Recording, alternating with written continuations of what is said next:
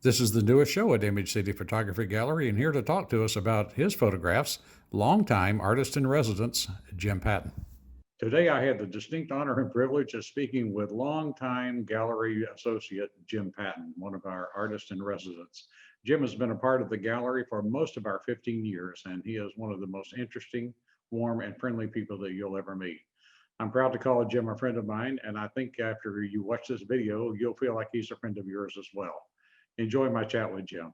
I assume that's your house, not some background you bought off the internet, right? Well, I'll tell you, you can spend hundreds of thousands of dollars for a house or, $20 for a picture. There you go.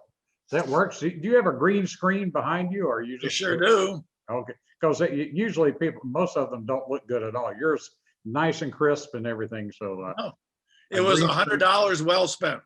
yeah, I've thought a couple of times about buying one, so I don't have to, this silly little grid behind me or something like that. The trick is, though, once you get one, they're big at this big oval. Yeah. And the trick is folding them. Learning how to do that trick. Yeah. And there are more places than you can shake a stick at on the internet that will give you a lesson. And I shopped them all, for free.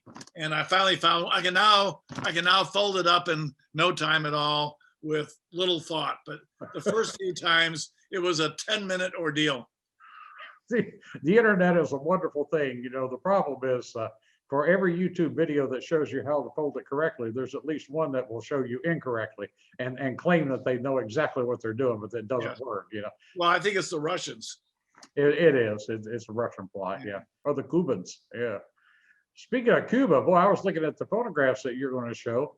Well, you're everywhere. You're from Cuba to Slovenia to Iceland. My God, I tell you, you're a well-traveled man, Jim. No question about that. Did you figure out the theme of my pictures?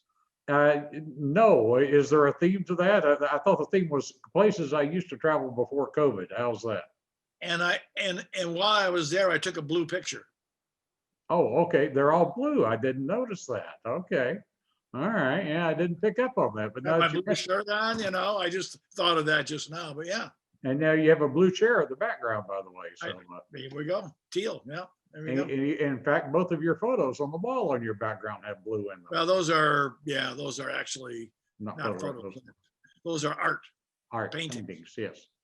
Artists amaze me. People that can do stuff like that just fascinate me, because I'm not able to do anything. Photography is the closest thing I can come to doing art. Exactly. Same here.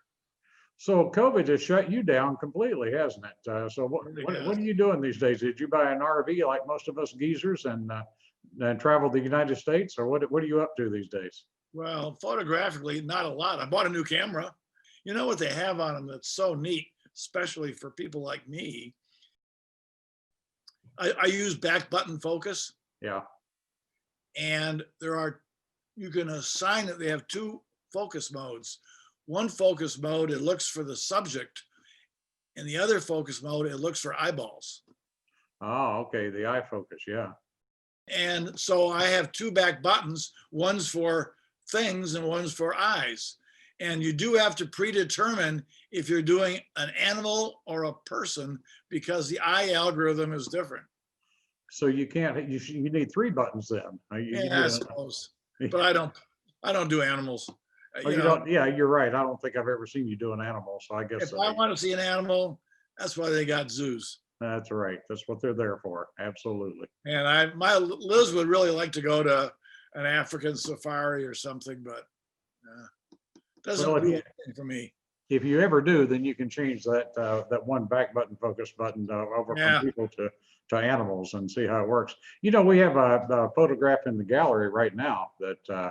I don't know if have you been by to see the Magic of Light show? Nope. No. Well, there's a photograph of a lady in a dog competition or something, and the dog is running straight at the camera. What? And she used the animal eye focus, and it did the tracking. And boy, the eyes are tack sharp. It's amazing technology that works like that. Yeah. Well, one of the reviewers did this big thing and says, now with this eye focus, you can finally use your f1.4 lens, because you never could get your focus close enough to use the low depth of field. Now, you still have to be able to live with the nose and the ears being out of focus. But a map over here of the world, and I have these little push pins, and I stick a little push pin in every country where I've been. Yeah. I And bet I got 60 of them now. well, that is amazing. Look at that. Pins everywhere. Yep. 60 of them, huh? You know, what gets you is, you know, the United States is worth one damn pin. You just used one pin in the United States, but I'm sure you've been more places than just Fairport. Well, yeah, I went to Pittsburgh too. Oh, And, okay. and then like France, I have taken probably, well, I've been to France probably 25 times, and I've taken 10 big vacations there, one pin. Now I did cheat a little bit. I went to Corsica, which is where Napoleon was born. Oh, that's right. Yeah. And actually, Corsica is an island, but it's a province. It's a French state, just like Ile-de-France and all the rest of them. But I said, it's so far away from France. I'll give it a pin. For mainland France, you can do that. Yeah. I agree. That makes sense. That's one little cheat, but that's not bad. Now, what do you do about China? Do you have one pin right in the middle of China? Because I know you've been to Mongolia. Well, that's different. Mongolia is not China. Oh, it's not. I thought it was part of China.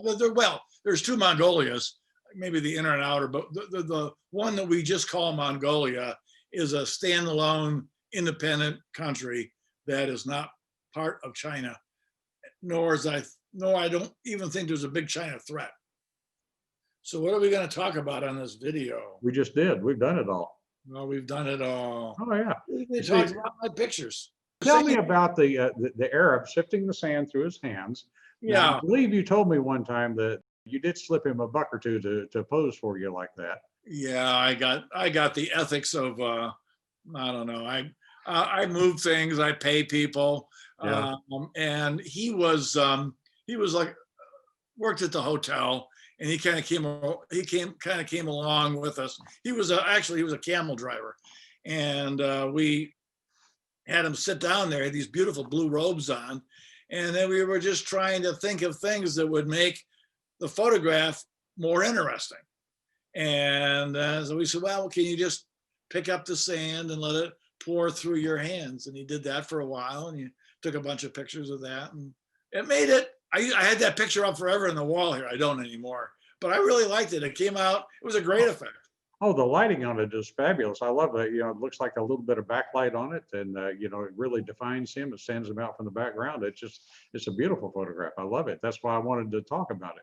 The funny one that people see the photographs of Monument Valley with the cowboy sitting on the horse up on the mesa, with the buttes in the background, the mittens they call it. And they said, boy, you were really lucky that guy rode up at that point. I mean, what they don't realize, it's a Navajo Indian who's paid to do that. That's his job, is to ride the horse up there back and forth all day long. Yeah. Now, I would say, by the way, I to be really, we have slipped money to some people to be in our pictures and do certain things. But I would say that probably well over 80% of all the pictures I take or show or at the gallery, no money changed hands. It was just a matter of trying to talk somebody into letting me take their picture. And it's hard to do it when you don't know the language, but you know how to do all the sign language, don't you? Absolutely. Hold the camera up, point at it, smile. Yeah, all those What things. I do is a couple of tricks is you got to be very slow. You cannot be abrupt, and you got to hang around and be around them for a while. And then they have to see you take some other pictures to see you're not just after them, or you're not just stalking them. And then you smile, and you do a lot with facial contact and eye contact. And after you go through kind of a bit of a dance, you might say, or I just look at the camera. I just look at my camera, and they know what's coming. And I'd say, I don't know, 20% of the time they say no. And I respect that. The other thing is, another great trick is if there's any kids around, you always start with the kids. Oh, And yeah. because the kids have no resistance. And I don't even want the pictures of the kids, but I just want to take some pictures there. And if I want to take a picture of a person, I'll take a picture of their kids first. And then I'll maybe the kids and them, and then get rid of the damn kids and get a picture of them, which I wanted all along. So you gotta kind of go through the ritual. And I assume you chimp it and show them the picture on the back of the camera too. So that It is such a wonderful thing to do. You know what I mean? I bet. I've seen a lot of huge smiles. I would think taking photos of people looking at their photo on the back of someone else's camera would be wonderful. 'Cause Yeah. the eyes light up and the big smiles. Yeah. But it's funny that over time that's sort of changed, because when I bought my first digital camera in 2004, and I was going to be film and digital for a while. The dual path lasted about 7 to 10 days. Okay. And I never took another film picture after 2004. But when I first started doing it, that thing in the back of the camera was an incredible novelty, incredible. And now everybody, between iPhones and everything else, you can go to the most remote parts of the world and they expect it. Somebody's going to pull out an iPhone in Timbuktu, and so they've all seen that. I guess it doesn't have the fascination that it used to have. Huh? And by the way, I photographed in Timbuktu. Oh, I'm sure you have. I would not expect anything less, Jim. I heard somebody talk about that they used Timbuktu as no, it wasn't Timbuktu. They used an example of the Himalayas with one of the Sherpa camps way up as people were hiking up to climb Mount Everest, and there was a little shack that where you could get some supplies, and inside that shack was a roll of Kodak film for sale, and they said that was market penetration in Kodak's heyday back in the 80s. There you go. Yeah. If you could buy a roll of Kodak film in a little Sherpa camp on the Himalayan mountains, you definitely had market penetration. You probably still have one left. Probably the same roll is still there. You haven't been able to move it. Don't tell Gary, he'll be up there. It's one last roll of Ektachrome. Thank you, Jim, and I hope visitors will come to the gallery to see your photographs and the other photographs we have on display at 722 University Avenue in Rochester.